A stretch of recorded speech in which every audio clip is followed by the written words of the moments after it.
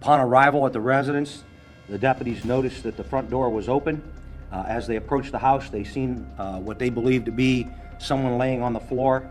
They gave verbal commands. There was no response. And at that time, there was a gunshot that went off.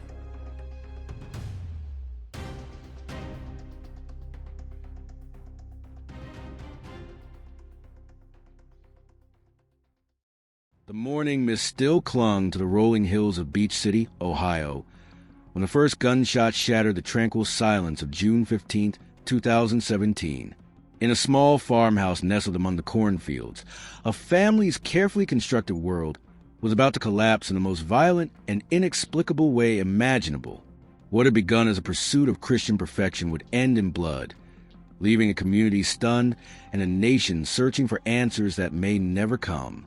To understand the horror that unfolded that Thursday afternoon, we must first journey back to a time when the Stockdale family represented everything wholesome about rural American life. Tim and Kathy Stockdale had made a deliberate choice to shield their 4 sons from what they perceived as the corrupting influences of modern society. Their migration from the city to a remote farm in Beach City wasn't just a change of address. It was a complete philosophical transformation, a rejection of contemporary culture in favor of what they believed were timeless Christian values. The farm itself seemed to embody their vision of ideal family life. Sprawling acres of green pasture stretched toward the horizon, punctuated by weathered barns and the gentle lowing of cattle. Here, far from the noise and temptation of urban life, the Stockdale boys, Calvin, Charles, Jacob, and James, would grow up knowing the satisfaction of honest work, the comfort of family bonds, and the unwavering guidance of biblical principles. At least that was the plan. Kathy Stockdale ruled this pastoral kingdom when iron fist wrapped in Christian doctrine, standing barely 5 feet tall, with graying hair often pulled back in practical bun. She possessed a kind of steely determination that could bend the strongest will to her vision of righteousness. Every aspect of her sons' lives was carefully orchestrated, from the moment they opened their eyes at precisely 7:30 each morning to the final prayers that ended their regimented days. There was no room for spontaneity in Kathy's world, no space for the messy unpredictability of childhood or adolescence.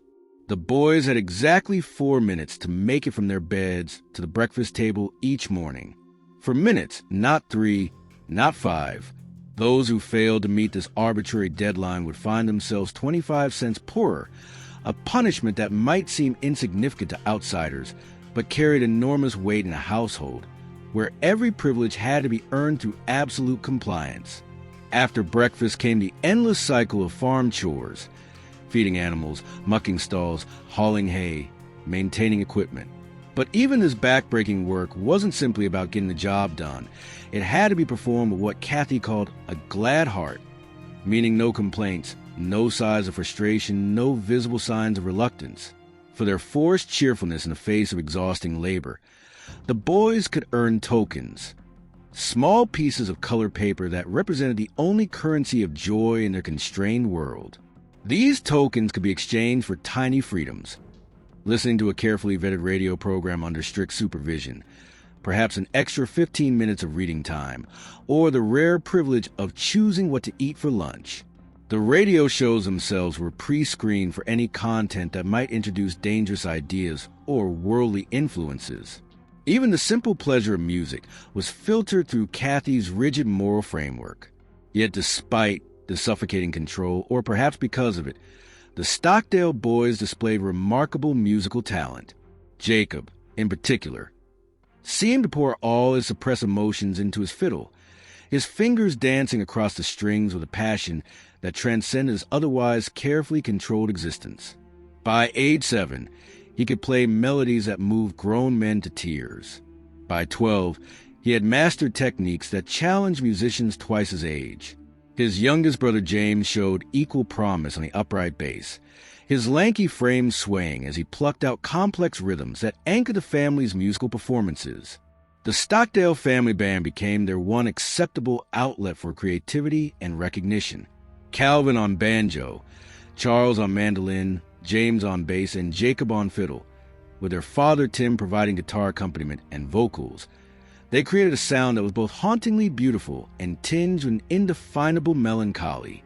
Their performances at county fairs and church gatherings drew appreciative crowds who saw only the surface harmony, never suspecting the psychological discord beneath. Jacob's fiddle playing earned him recognition throughout Ohio. Competition after competition fell before his technical skill and emotional intensity.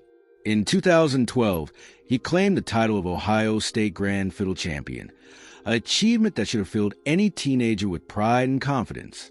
Instead, Jacob seemed almost uncomfortable with the attention, as if individual recognition somehow violated the family's collective identity.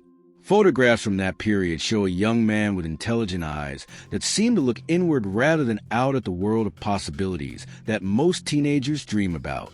The boys had no friends outside the family circle.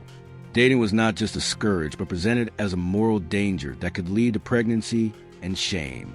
Television was banned as a corrupting influence. Video games were tools of the devil. Popular music was forbidden poison. Even innocent childhood pleasures like neighborhood friendships were viewed with suspicion. The Stockdale boys lived in a bubble of enforced purity that protected them from nothing, while denying them everything that makes adolescence bearable. Their education came entirely from their mother's homeschooling, which emphasized biblical stories over scientific facts, moral instruction over critical thinking. While other teenagers were learning about evolution, the Stockdale boys memorized scripture. While their peers debated current events, the Stockdale children were isolated from anything that might challenge their parents' worldview. This wasn't education. It was indoctrination, carefully designed to produce compliant adults who would never question the system that had shaped them. But even the most carefully constructed prison eventually shows its cracks. And the first fissure in the Stockdale family facade appeared in 2008, when the boys begged their parents to participate in a reality television show called Wife Swap. The irony was exquisite. Children who had been denied exposure to popular culture were desperate to appear on one of its most exploitive programs. Perhaps they sensed, even then, that outside scrutiny might reveal truths that they couldn't articulate themselves. Tim and Kathy's decision to allow their family to be filmed for national television would prove to be the catalyst for everything that followed. The producers of Wife Swap had struck gold when they discovered the Stockdales, recognizing immediately that their extreme lifestyle would create compelling television when contrasted with a more permissive family. They found their perfect foil in the Tonkovich family from Illinois, whose approach to child rearing could hardly have been more different. Lori Tonkovich arrived at the Stockdale farm like a force of nature, her easy laugh and casual manner standing in stark contrast to Kathy's rigid formality. Where Kathy saw structure, Lori saw suffocation. Where Kathy saw moral protection, Lori saw emotional abuse. The culture shock was immediate and profound, but it was Lori's reaction to the boys' daily routine that provided the most revealing moments in television history. Reading through Kathy's meticulously detailed schedule for her sons, Lori's face crumpled with a mixture of disbelief and heartbreak.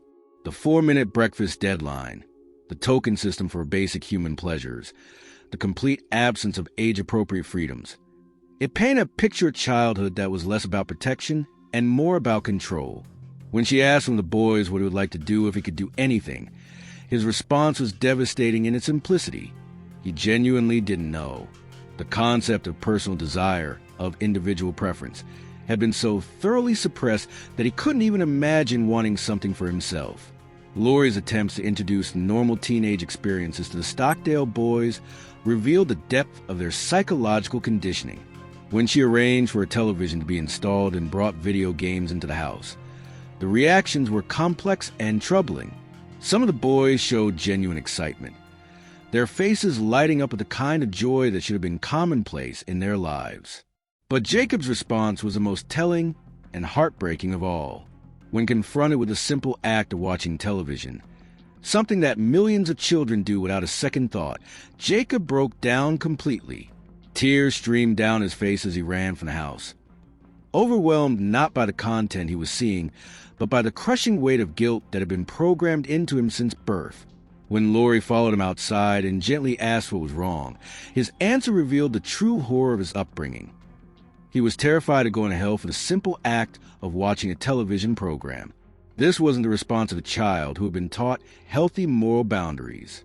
This was the reaction of someone who had been systematically terrorized into compliance, whose natural curiosity and desire for normal experiences had been twisted into sources of guilt and fear. The fact that Jacob could be moved to tears by the prospect of eternal damnation for watching family-friendly television programming revealed just how deeply the psychological conditioning had penetrated his developing mind. The wife swap episode aired to a national audience who watched in fascination and horror as the Stockdale family's extreme lifestyle was exposed to scrutiny. Viewers saw Kathy's inflexibility when confronted with different parenting approaches, her complete inability to consider that her methods might be harmful rather than helpful. Even when presented with evidence of her son's emotional distress, she remained convinced that any deviation from a rigid system would lead to moral corruption and spiritual destruction.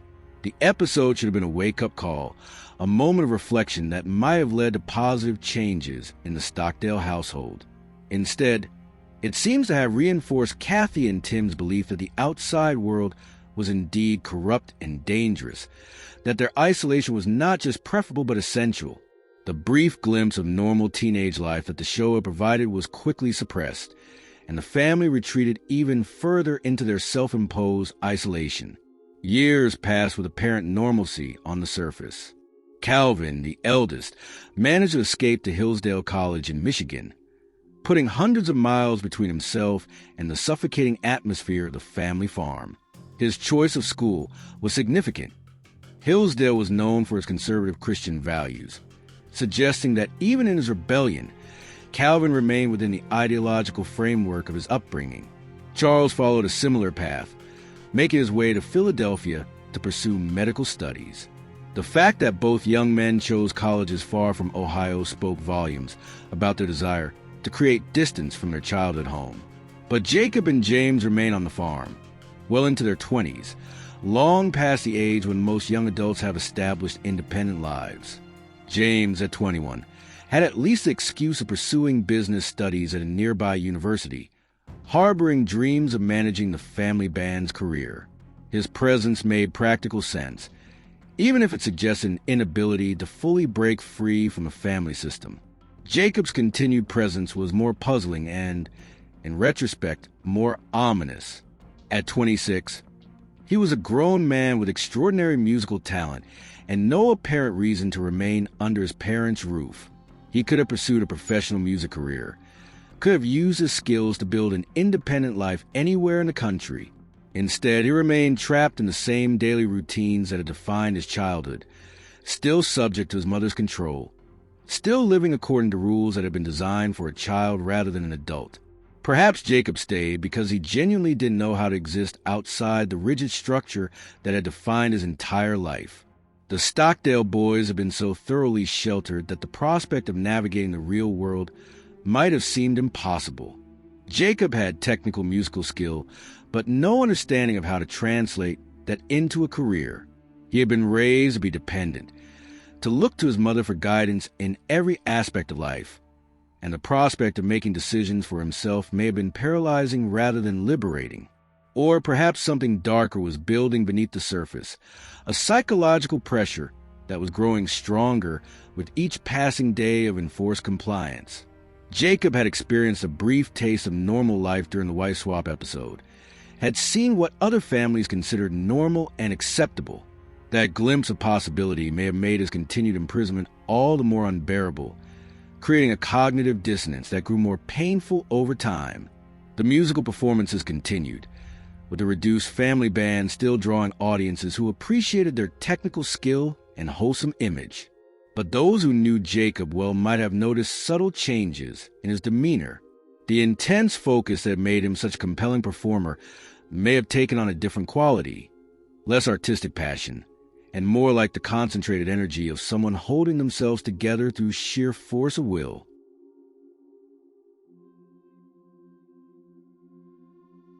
The breaking point came on what seemed like an ordinary Thursday in June 2017. The morning had passed like thousands of others in the Stockdale household. with the same routines, the same chores, the same suffocating predictability. Tim had left the house on some errand, leaving Kathy, Jacob, and James to go about their usual activities. Nothing in their behavior suggested that this day would be any different from the countless others that had preceded it. At 4:36 p.m., the Stark County Police Dispatch received a 911 call from the Stockdale residence. The caller said nothing, and the line went dead almost immediately. In a rural area where response times were already longer than in urban environments, every minute mattered. The officers who responded to the suspicious call had no way of knowing that they were racing toward one of the most shocking crime scenes in the county's history. When they arrived at the farm, the officers heard a loud bang from inside the house, the unmistakable sound of a shotgun blast. They rushed to the front door and immediately encountered a scene that would haunt them for the rest of their careers. Jacob lay crumpled on the floor, a massive wound in his head, and a shotgun beside his body. He was barely alive, blood pooling beneath him, his breathing shallow and irregular. The officers' training kicked in, and they quickly secured the scene while calling for paramedics. But their search of the house revealed that Jacob's injury was only part of the horror. Upstairs in the bathroom, they found the bodies of Kathy and James, both killed by close-range shotgun blasts. The scene was brutal beyond description, the confined space amplifying the devastating effects of the weapon. Mother and son had died together. Their lives ended in moments of unimaginable terror and violence. The physical evidence painted a clear picture of what had happened, even if the psychological motivations remained opaque. Jacob had killed his mother and youngest brother with a shotgun, then turned the weapon on himself in an apparent suicide attempt. Only his survival, clinging to life despite the massive head wound, allowed investigators to piece together the sequence of events. The 911 call had apparently been Jacob's final moment of hesitation, a last desperate reach for help that he had abandoned before speaking a single word. The crime scene revealed the methodical nature of what Jacob had done. This wasn't a moment of sudden rage or a crime of passion. It was a deliberate execution carried out with chilling efficiency. The shotgun had been chosen for its devastating effectiveness at close range, ensuring that his victims would have no chance of survival. The decision to kill himself afterward suggested that Jacob viewed his actions as an ending rather than an escape, a final solution to problems that had become unbearable. Tim Stockdale returned home to find his world destroyed, his wife and youngest son dead, and his third son fighting for life in an ambulance speeding toward the hospital. The man who had spent decades constructing an elaborate system of control to protect his family from the dangers of the outside world had been powerless to protect them from the danger that had been building within his own home. The irony was crushing. All of Kathy's rules, all of her efforts to create a perfect Christian household, had culminated in the most unchristian act imaginable. Jacob's survival was both a blessing and a curse for investigators hoping to understand his motives. The shotgun blast had destroyed his left eye and caused significant brain damage, raising immediate questions about his competency to stand trial. He was rushed to a local hospital where surgeons worked to save his life, even as police began the grim task of processing the crime scene and trying to understand what could drive a young man to murder his own family. The community's reaction was one of stunned disbelief. The Stockdales have been known as a wholesome, religious family whose musical performances were highlights of local events. The idea that this tragedy could emerge from such an apparently stable household challenged everyone's assumptions about family dynamics and the relationship between strict parenting and violent outcomes. How could a family that seemed so committed to Christian values produce such an unchristian act? Calvin and Charles, the two sons who had escaped to distant colleges, found themselves thrust into a nightmare that no amount of education could have prepared them for. Their statements in the aftermath of the murders were carefully crafted, focusing on the positive memories of their murdered family members while conspicuously avoiding any direct mention of Jacob or his actions. Calvin's tribute to James emphasized his youngest brother's love of music and people, his dreams of working in the entertainment industry, his role as a catalyst for family fun. Tim's statement about Kathy focused on her dedication as a wife and mother, her love of learning, her commitment to Christian faith, and natural living. These statements, while understandably grief-stricken and diplomatic, revealed something important about the family dynamics. Even after Jacob had committed the ultimate betrayal, even after he had destroyed their family with calculated violence, his father and brother couldn't bring themselves to condemn him publicly. This wasn't just Christian forgiveness. It was a product of a family system so committed to presenting a united front that even murder couldn't completely shatter the facade. Jacob's recovery was slow and complicated by the severity of his injuries. The brain damage raised serious questions about his mental competency, both at the time of the murders and in his ability to participate in his own defense. He spent over a year in medical care before police felt confident enough in his condition to formally charge him with 2 counts of first-degree murder. The legal proceedings that followed were complicated by Jacob's mental state and the unique circumstances of the case. His defense attorney filed a motion to determine his competency to stand trial, and Jacob initially pleaded not guilty by reason of insanity. This led to his transfer to Heartland Behavioral Health Hospital, where a team of psychiatrists and psychologists would spend months trying to assess his mental condition and ability to understand the charges against him. The competency evaluations revealed a complex picture of Jacob's mental state. He demonstrated enough awareness to attempt escape on 2 separate occasions, first trying to hide behind a stack of books until discovered, then attempting to blend in with visitors leaving the facility. These escape attempts suggested that he understood his situation well enough to want to avoid the consequences of his actions, which argued against claims of complete mental incompetence. The mock trial conducted at Heartland provided additional insight into Jacob's condition.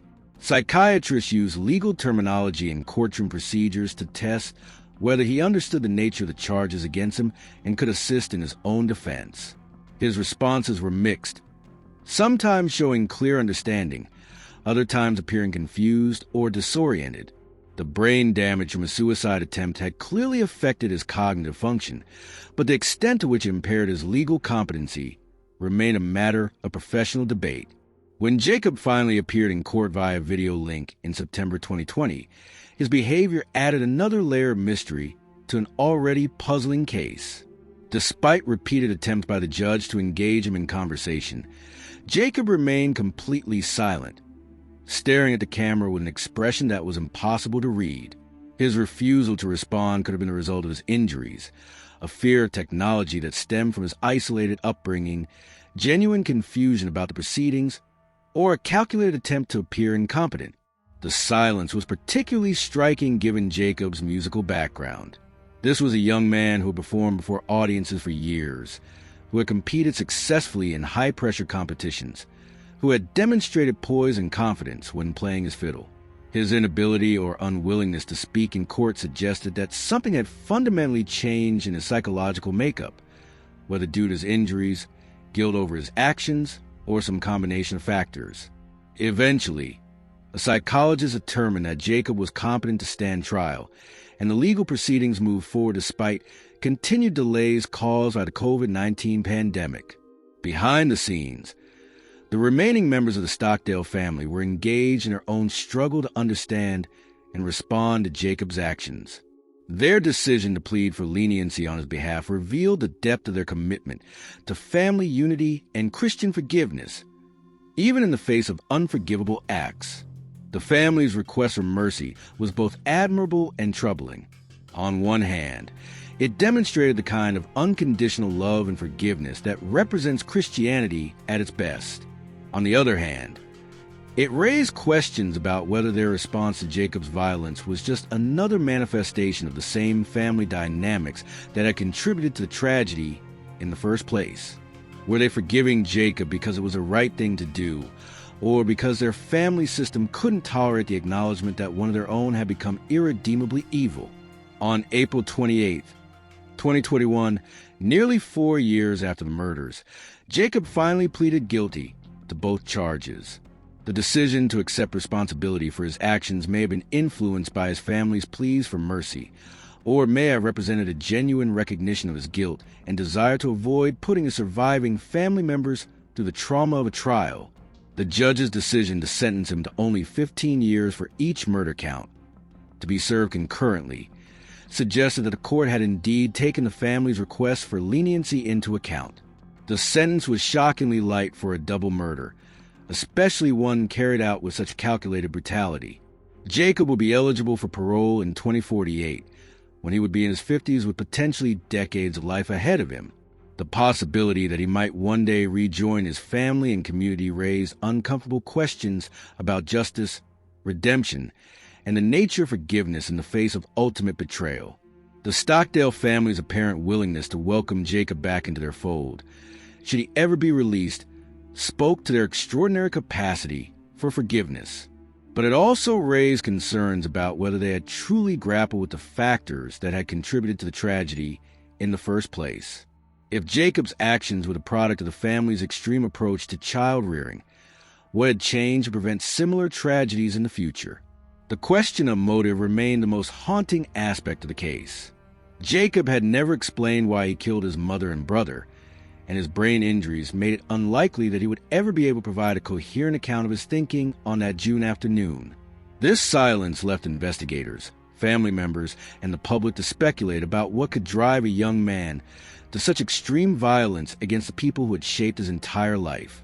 Some experts theorized that Kathy Stockdale had suffered from severe obsessive-compulsive disorder, and that her rigid control over her son's lives was a manifestation of her own psychological dysfunction rather than genuine religious devotion. The extreme regimentation of the boys' schedules, the token system for basic pleasures, the complete control over their diet and social interactions, all of these could be seen as symptoms of a parent whose anxiety about contamination and control had spiraled into abusive behavior. If Kathy's parenting had indeed been driven by untreated mental illness, then Jacob may have inherited similar psychological vulnerabilities that were exacerbated by his isolated upbringing. The combination of genetic predisposition and environmental stress could have created a perfect storm for violent behavior, especially as Jacob reached an age where his continued dependence on his mother became increasingly psychologically intolerable. The dietary restrictions that Kathy imposed on her family provided another clue to her possible mental state. Her insistence on preparing all food herself, even when the family traveled, and her obsession with organic and natural foods could have been manifestations of contamination fears rather than genuine health consciousness. For children raised in such an environment, food could become another source of anxiety and control rather than nourishment and pleasure. Jacob's long-term isolation from peers and normal social experiences may have prevented him from developing the emotional regulation skills that most people learn during adolescence. Without the opportunity to test his identity against others, to experience normal conflicts and resolutions, to develop romantic relationships, Jacob may have remained emotionally frozen at a much younger developmental stage, even as his body and musical abilities matured. The wife swap episode may have been particularly traumatic for Jacob because it gave him a glimpse of what normal family life could look like, making his own imprisonment all the more unbearable. The guilt he felt about watching television suggested that he had internalized his mother's extreme values to a pathological degree, but the experience may have also planted seeds of resentment that grew over the following years. Every day of continued compliance after that brief taste of freedom may have felt like a betrayal of his own humanity. Two possible explanations for the murders emerged from this psychological analysis. The first was that Jacob simply snapped under the cumulative weight of years of psychological oppression, that his violence was an explosion of rage against a system that had controlled every aspect of his life. This theory suggested that Kathy and James were killed because they represented the prison that Jacob could no longer tolerate, and that his suicide attempt was meant to complete his escape from an unbearable existence. The second theory was more disturbing, but perhaps more compassionate. That Jacob killed James not out of anger but out of love. That he couldn't bear the thought of his younger brother continuing to suffer under their mother's control. This interpretation cast Jacob not as a selfish killer seeking revenge, but as a deeply disturbed young man who believed that death was preferable to the life they were living. His murder, Kathy, could be seen as eliminating the source of their oppression, while killing James was an act of twisted mercy. The final piece of evidence that supported this second theory was found on the family's YouTube channel, where the last video showed Jacob and James performing together just 3 months before the murders. They sang a song called Tall Buildings that dealt with the fear of growing up and joining the adult world, with James asking plaintively if there was a third option besides childhood and adulthood. The poignancy of this performance, knowing what would happen just months later, suggested that both brothers were struggling with the transition to adult independence in ways that their upbringing had left them unprepared to handle. Watching Jacob and James sing together in that final video, their voices blending in harmony while their lives diverged toward tragedy, provided a heartbreaking glimpse of what might have been. These were talented, sensitive young men who should have had bright futures ahead of them.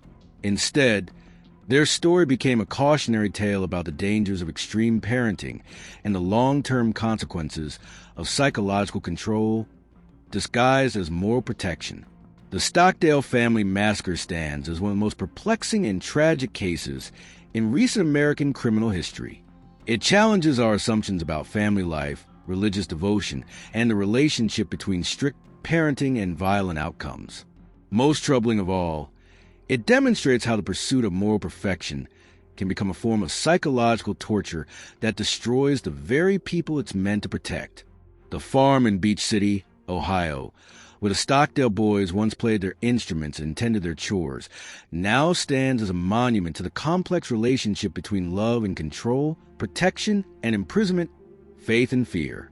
The music that once filled those rooms with beauty has been silenced forever, replaced by questions that may never be fully answered in grief that can never be completely healed.